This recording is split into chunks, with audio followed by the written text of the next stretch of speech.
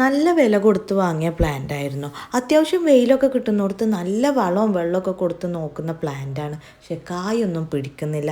നിൻ്റെത് എങ്ങനെ ഈ ചെറിയ മരത്തിൽ തന്നെ എത്രയും കായ പിടിക്കുന്നതെന്ന് ഒരുപാട് പേര് നമ്മളെ വീഡിയോൻ്റെ താഴെ കമൻ്റായിട്ട് ചോദിക്കലുണ്ട്. വീട്ടിൽ വന്ന് നമ്മളെ പ്ലാന്റ് കാണുന്നവർ നേരിട്ടും ചോദിക്കുന്ന ഒരു ചോദ്യമാണിത്. അതിനൊരേ ഒരു ഉത്തരവുള്ളൂ. നിങ്ങൾ വലിയ ഒരു എമൗണ്ട് കൊടുത്ത് വലിയ തൈ വാങ്ങിയെന്ന് വിചാരിച്ചിട്ട് അതിൽ കായ പിടിക്കണം എന്നില്ല.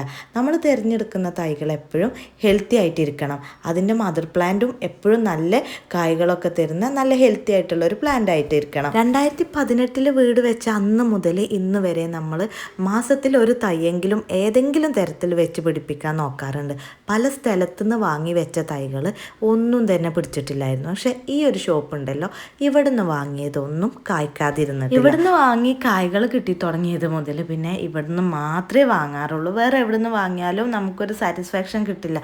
അതിനർത്ഥം വേറെ എവിടുന്നും വാങ്ങിയിട്ടില്ല എന്നല്ല, പക്ഷെ പരമാവധി നമ്മൾ ഇവിടുന്ന് തന്നെയാണ് വാങ്ങാറുള്ളത്.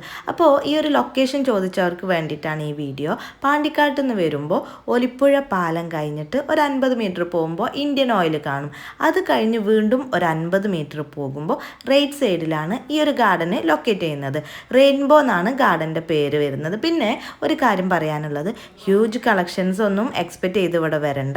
എന്നാൽ നമ്മളെ കാലാവസ്ഥക്ക് അനുയോജ്യമായിട്ട് നമ്മൾ കേരളത്തിൻ്റെ മണ്ണിൽ വെച്ചാൽ പിടിക്കാവുന്ന തരത്തിലുള്ള ഒരുപാട് പ്ലാന്റ്സ് ഇവിടെ ഉണ്ട്. അപ്പോൾ ഇതാണ് ഇവിടുത്തെ ഡീറ്റെയിൽസ് വരുന്നത്. പിന്നെ വിളിച്ചിട്ട് വേണമെങ്കിൽ നിങ്ങൾക്കും പോകാം.